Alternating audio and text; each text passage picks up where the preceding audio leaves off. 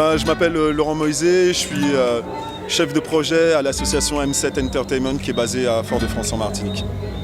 Alors M7 Entertainment, c'est une association loi 1901 qui a été créée en 2006 par 5 personnes qui sont passionnées de musique reggae dancehall et hip-hop.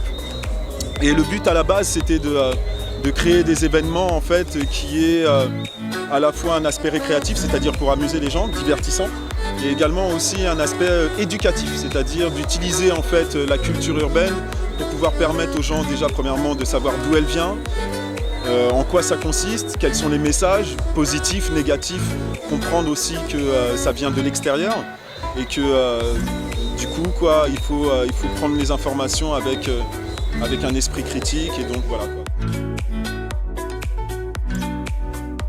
La déconstruction du modèle Bad Boy, c'est un programme d'action qui fait partie de la stratégie de la prévention de la délinquance mise au point par le CLSPD de la ville de Fort-de-France. C'est un concours de circonstances qui a fait que M7 Entertainment et la ville ont pu tout simplement se rencontrer et donc initier en fait ce partenariat qui a débouché en fait sur plusieurs concepts qui font partie de ce programme d'action. Le premier concept, c'était une conférence à l'attention des scolaires, donc collégiens, organisée en partenariat avec le rectorat, qui vise en fait là encore une fois, à éveiller l'esprit critique des collégiens sur la culture urbaine et sur l'influence que ça peut avoir sur leur comportement en tant que jeunes.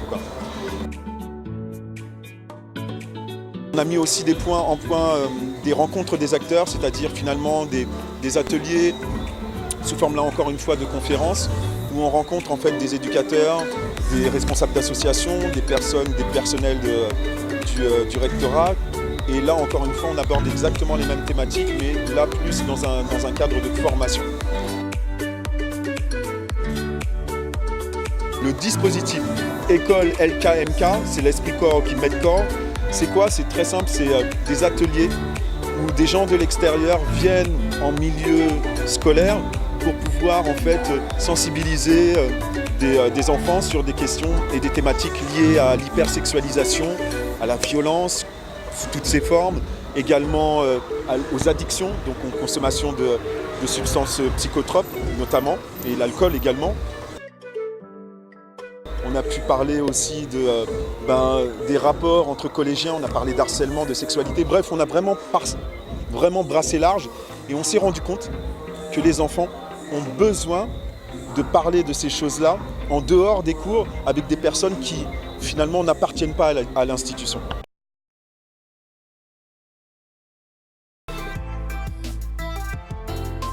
Bad Boy, c'est une attitude avant d'être un look ou finalement un style vestimentaire, quoi. Et ce modèle-là, c'est rien d'autre que tout un tas d'attitudes et de comportements qui peuvent être pris les uns après les autres et être décryptés, passer à la moulinette et finalement changer la manière de considérer.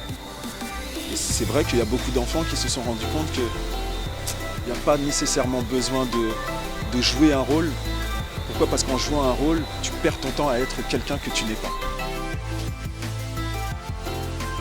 Là, on a, comme tu as pu le voir, là, c'est pas anodin, c'est pas poser de la musique le jour de la fête de la musique et animer les gens. Non, c'est montrer en fait de manière très simple que la culture urbaine sous sa forme musicale, que ce soit reggae dancehall ou hip-hop, ne génère pas de violence. À partir du moment où le cadre permet aux gens de se rendre compte que c'est just pour le love. Non, mais voilà, tout le monde travaille ensemble. La force de notre association, c'est de travailler en réseau, dans l'esprit de partage. Des personnes que l'on connaît depuis forcément des dizaines et des dizaines d'années. En fait, on se connaît depuis longtemps et on a chacun fait notre parcours de formation. Et on se rend compte aujourd'hui que de par notre niveau de qualification, nos compétences sont complémentaires et transversales. Ce qui nous amène à travailler en fait ensemble sur les mêmes opérations. Que ce soit Steve Gadet, alias Fola, qui est donc chercheur à l'Université des Antilles, que ce soit Malik Duranti, qui est lui sociologue. Vous avez également d'autres personnes qui sont éducateurs populaires, qui sont basés aux États-Unis, et également des personnes qui sont en France, quoi. Voilà. En fait, au financement qu'on a pu obtenir de la part du contrat de ville, mais également du FIPD, eh ben, ça nous a permis de pouvoir mettre au point ces 4 temps que je t'ai expliqué. Et donc, du coup, ça nous donne la force de continuer et donc de continuer dans ce sens-là. Voilà. Les partenaires logistiques, c'est le rectorat nécessairement, puisque c'est pas comme ça qu'on rentre dans un établissement scolaire pour pouvoir aborder certaines questions.